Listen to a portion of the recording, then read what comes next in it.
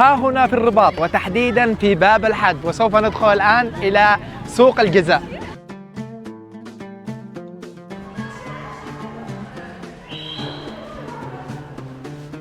هذه المعلومات هنا، شوفوا هذه الصور، يعني معلومات خريطة السوق موجودة بهذا المكان، يعني معلومات على السويقة بشكل تام. وهذه الصورة كاملة تعتبر اللي هنا. وهذه الأبواب، أبواب السويقة طبعا. وهذه نبذ من الجوامع المتواجدة حوالي السوق أو داخل السوق. من ها هنا تبدأ السويقة، خليكم معنا نوريكم السويقة. الله تبارك الله، السوق عامر على قولة المغاربة، يعني ممتلئ ويتوفر فيه كل شيء، هدوم، توابل، نظارات أمامكم، كل شيء موجود. المكان عامر ما شاء الله.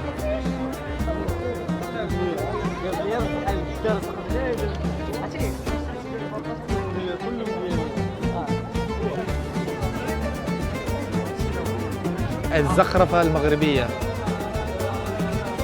الله تبارك الله، السوق مزدحم بشكل فظيع، يعني أنا متفاجئ، ممكن الرباط كله موجود في السوق.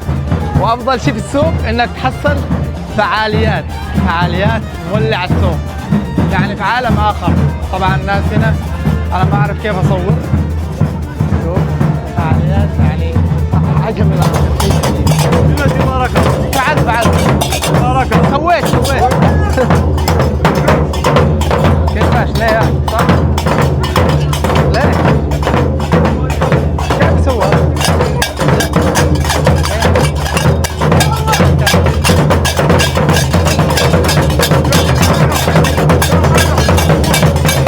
الشقة هنا مزيرة على قولة المغاربة، مزيرة بالزاف.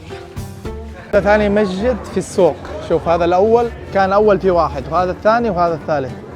طبعا اللي كانت قبل هاي يسموها الرقصة الجناوية، يعني لأهل المغرب، فهي دقة طبول. شوفوا الأزقة، هي على ما أعتقد أحياء سكنية أو شارع سكني، فالمكان رهيب جدا. تبارك الله، والله أنا متفاجئ، الرباط كله في السوق. ليش في السوق تسمعوا 600 على 100. ناس ظريفين والله العظيم، كل شيء ظريف صراحة. لازم تشرب الماء من عند الحاج. هذا الماء تدوروه في هاي الجلد، ايش هي جلد؟ جلد ديال الماعز. جلد ديال الماعز. طيب ذوق احلى الماء ولا؟ مرحبا مرحبا بك. الله يسعدك يا راسي. مرحبا بك اخويا. بسم الله في العاصمة، بسم الله. مرحبا. الماء فيه لذة غير طبيعية ما شاء الله. من فوت سعودية؟ من اليمن. مرحبا بك. على راسي، الله يسعدك.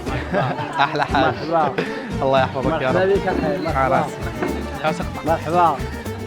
100 ريال، 600 ريال، كل شيء على 600.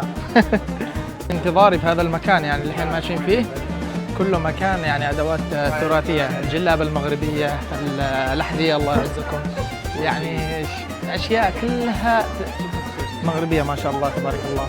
وهي الجواكت طبعا كلها صنع يدوي، صنع مغربي، صنع تقليدي، فهذا اجمل شيء في المكان. الامازيغي طبعا، المحل هي امازيغي. فالسوق ما خلصنا، حوالي 3 متر غادين فيه وما خلصنا. المكان رهيب. شوف منظر السقف رهيب. يا اخ كريم. وهذا المكان صراحة رهيب جدا. بشكل عام السوق الله يعمرها دار. والله بعرف شو معناها.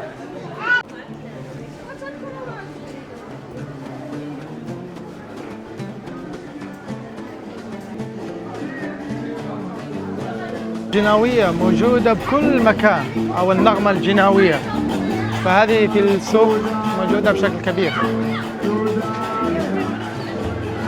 زربية على ما أعتقد هي صنع يدوي، المكان ما شاء الله تبارك الله رهيب. وهذا العقيق السوق يتوفر فيه كل شيء موجود فيه.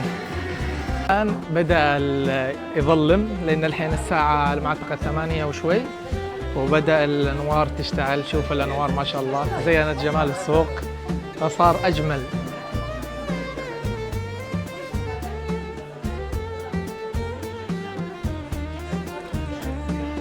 شوف ما شاء الله تبارك الله.